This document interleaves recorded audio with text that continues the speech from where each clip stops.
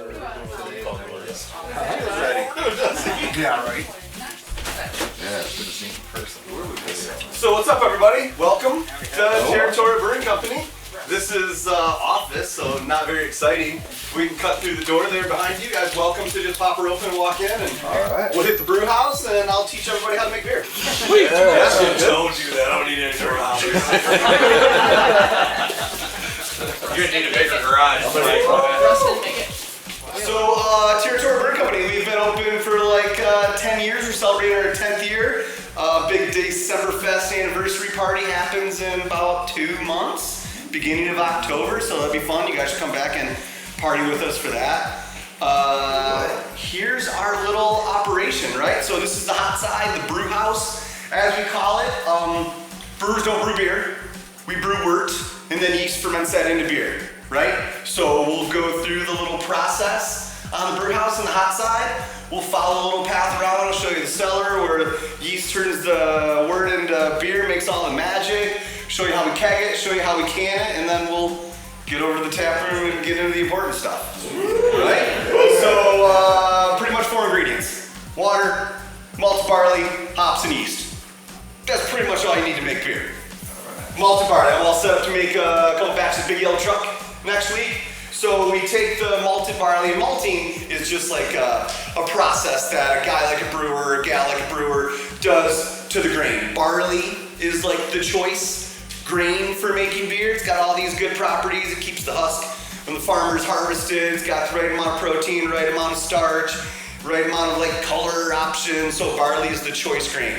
Malting is really just taking that little seed that's going to turn into a plant over like 90 to 180 days and making all that stuff happen really fast. They get it wet, they heat it up, the grain starts to sprout, they yank it out of the water, they dry it, and now like the starches that seed was going to use for like 100 days to turn itself into a plant are ready for the brewer to unlock in like an hour.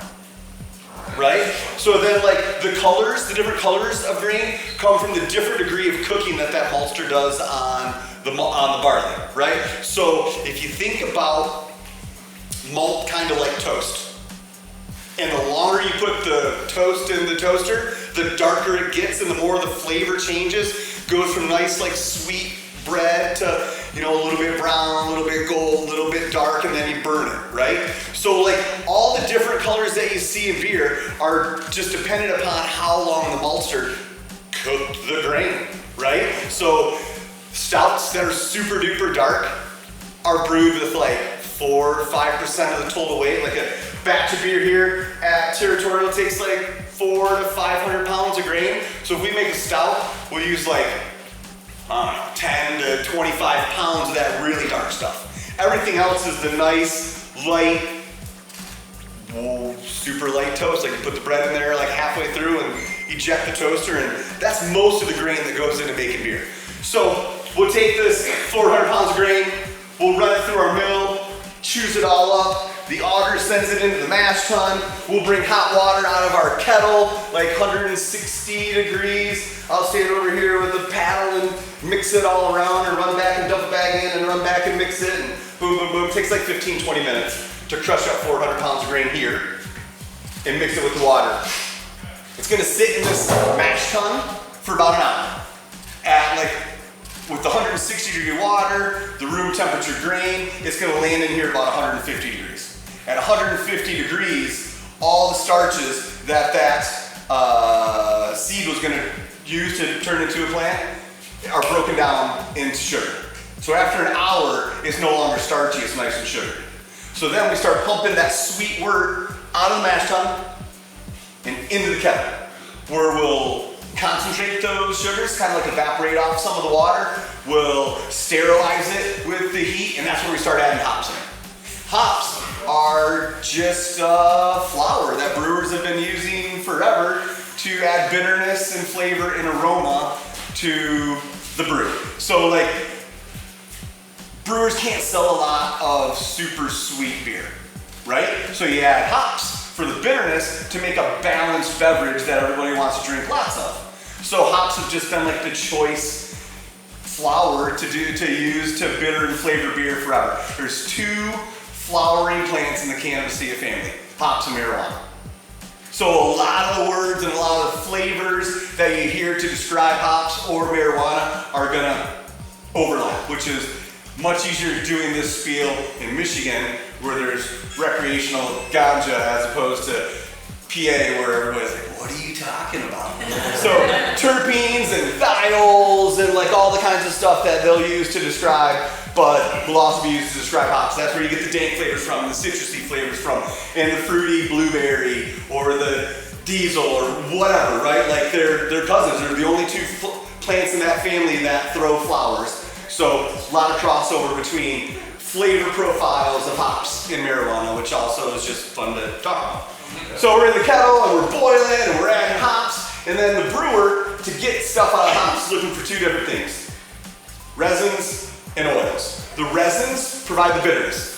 So the resins are really tricky to get dissolved into the wort. You gotta boil it for a long time. The longer you boil the hops, the more resins you can extract, while simultaneously driving off the oils. The oils that carry the flavor and the aroma are super volatile, so the longer you boil them, the more they just like flash off and evaporate in the air, and the brewer can smell them while they're brewing, but you can't really taste it in beer, which is what's important.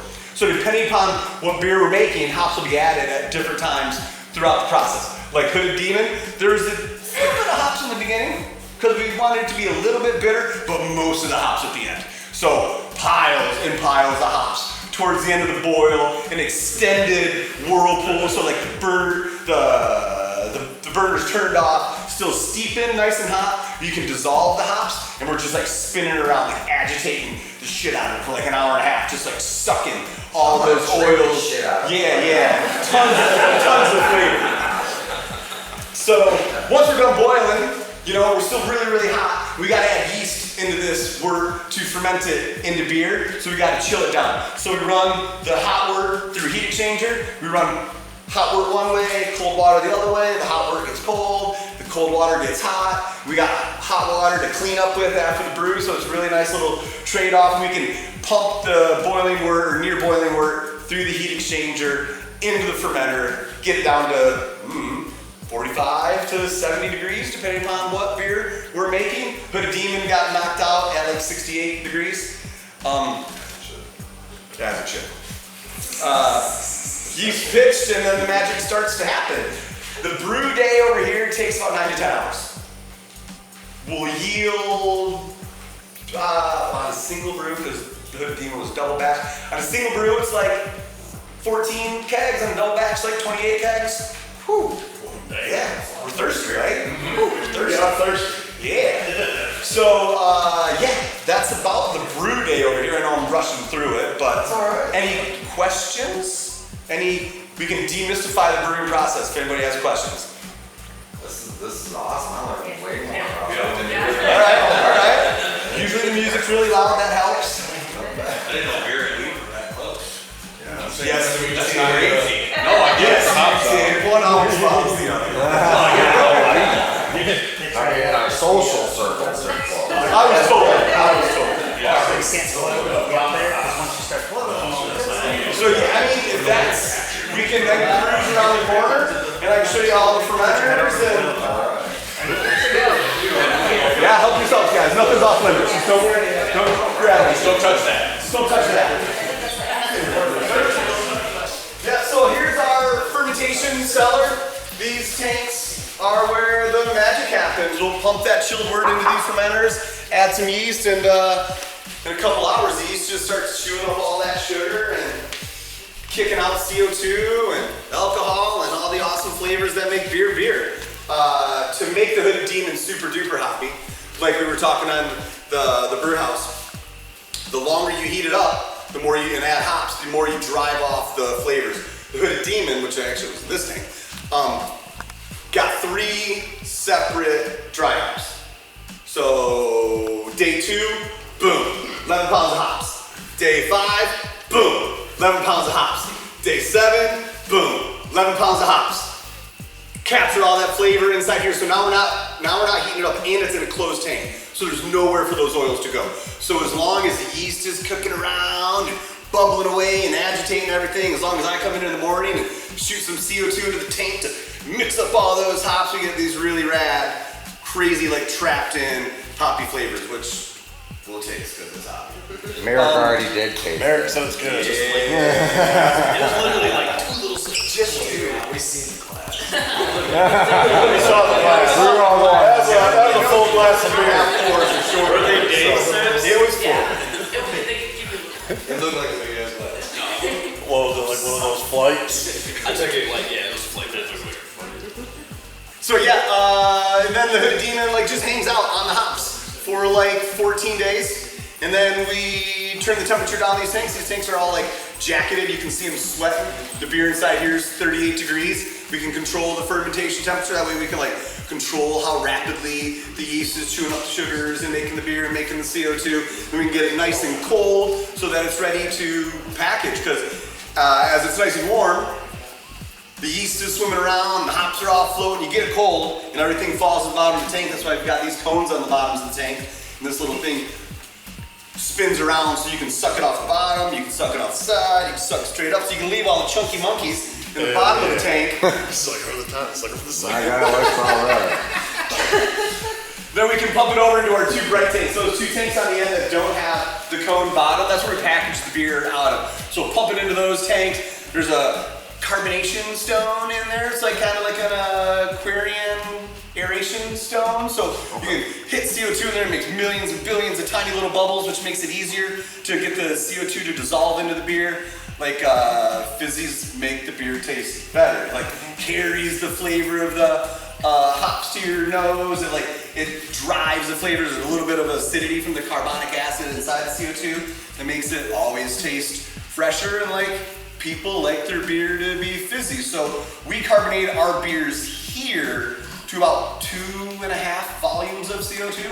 So in a keg of beer, there'd be 2.5 kegs of CO2 crammed into that beer. The colder you get the beer, and the higher the pressure you jam it in there, the more you can dissolve it in. Like 2.5 volumes of CO2 is kind of a little magic window. Some beers are higher, some beers are lower. I think the Hooded Demon went out like 2.58, so like money, right where we want it. From those bright tanks, we'll either can it or keg it. Our canning process is this little thing here, right? Like 1 can in, 1 can out, all at the same time. Rinse it, can goes in, CO2 shoots into the bottom of the can, beer fills the can up, it gets pushed down the little track, gets lifted up, and gets seamed on, it comes out, we weigh them to make sure everything like weighs the right amount. Nobody's getting short-filled cans because you can't see them like back in the day. Bottles, you can just like look through them. You can't really look through a can. So we weigh every single can individually and then send them on down the line. So we pulled off 20 cases of the Hooded Demon, and then the rest all went into kegs. Nice. Yeah. Awesome. Yeah. I know I was a little bit hesitant with the label, so I think I just said to go ahead with whatever you guys normally do because I didn't want to throw too big of a wrench in. But what's the labeling process like? Well, we just got a brand new label, which we haven't used yet. But You tell me if we should use the Hooded Demon, like. well, they're already labeled. Already good? Alright, we're good. Yeah. Oh, I mean, they get labeled straight away. Alright. On. Yeah. You guys want to drink them. But seriously, it's just so we get our labels on a roll. There's a 3-inch little cardboard core, and then the label's wrapped around there. We slide a can into the labeler. The roll's like this. You hit the wah-wah pedal. It comes around. Yank it off. Can's labeled. Next one on. Seriously, that's the move.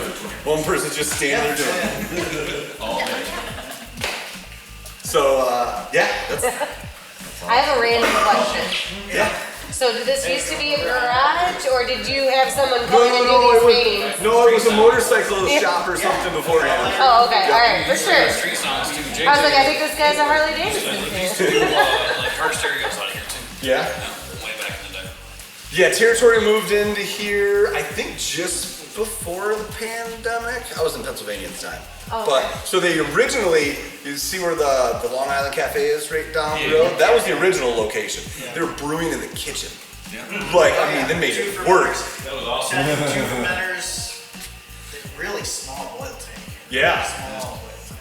I mean, it's all pretty small, 7-barrel system, so it's not big, like small batches, handcrafted, best beer. You can't conquer the world with it, but like you can make people in a small town like this really happy because you can kick out really tasty stuff. I mean, huge, I don't want to like talk bad on people with huge breweries because like every brewer would love a huge brewery, but at the same time there's a little bit of trade-off because you got people coming in on shifts and this batch is made different than this batch. I just do it all. Just do it all, so it's always the same. And there's definitely a lot to be said about quality, when you don't have to spread out your magic. Yeah, exactly. You don't want to dilute the magic. You want everybody else to be able to experience that the same each time. So handing that to someone else and be like, recreate this real quick. Well, I'm not here to watch and make sure it happens the same way. Yeah, definitely felt, man. Yeah, and that's our little operation here. We mostly do, not mostly isn't fair. Territorial Brewing Company is a German-inspired American craft lager house. So we like the owners. We're really excited about the food. Yeah? Yeah, German-inspired. Like the owners fell in love with like German-style beer, German beer garden atmosphere, vibe, where people were just like, come, give me sausage, give me a big old liter of beer, and let's hang out all day. A pretzel with cheese, What goes better with beer? Spatzel, exactly. We're all really excited about that. It'll be good. So, starting out, Territorial was mostly lagers. Big Yellow Truck's flagship beer, Michigan-style Pilsner. It's crisp, it's refreshing, it's like a beautiful everyday beer. We got a couple light beers, BC Light. It's like, That beat out Bud Light. That beat out Bud Light. First craft beer ever to win a major medal in the American Light Lager category. Besides, Bud and Miller and Coors. Territorial Brewing Company's BC Light was the first beer ever made that wasn't by one of those dudes. That's fucking awesome. That ganked out like a huge award. There's only two real important beer competitions. The Great American Beer Festival and the World Beer Cup. And yanked out medals at both. Much like the Cannabis Cup. What's that? It's much like the Cannabis Cup. Oh, I don't know. We're going to create a Michigan MetalFest drinking team, Steve. We're going to the World Cup. One way or another. Beer. So lots of lagers, lots of traditional German lagers, Munich style Helles, Oktoberfest, Doppelbock, all that jazz. And then, American craft, IPAs, sour beers, wheat beers, also important because everybody's looking for a little bit of variety and some different stuff. So we've been jumping into the world of IPAs, into sour beers, into wheat beers, into fruited beers, and now there's not much that we don't make in our portfolio now, tons and tons of different varieties. We typically have 12 to 13 beers on tap at the tap room, and we'll probably make, 30 different styles of beer throughout the year. You say you had one to compete with, not Dos Equis, but... the La Tevi del Ocho. We've got a Mexican style lager. On tap at Fiesta Mexicana downtown, or up on Columbia, so if anybody wants tacos and Territorial beer, hit it. We're trying to take over all the Mexican style restaurants in Battle Creek since there's 10 of them that sell beer, and why not have some local craft beer on tap there? Yeah, so we went after some Modelo lines. I guess I'm not gonna shy around it. We did, totally. We've got one so far. They also have Modelo on tap. We didn't get the line, but we're right next to it, which is pretty good feat for a little brewery like us. Yeah, just wait for it to catch on. Yeah, exactly. We want to be the beer of Battle Creek. And we're working on it. That's what's up. Yeah. So, that's about the Nickel tour. Okay. Now we drink.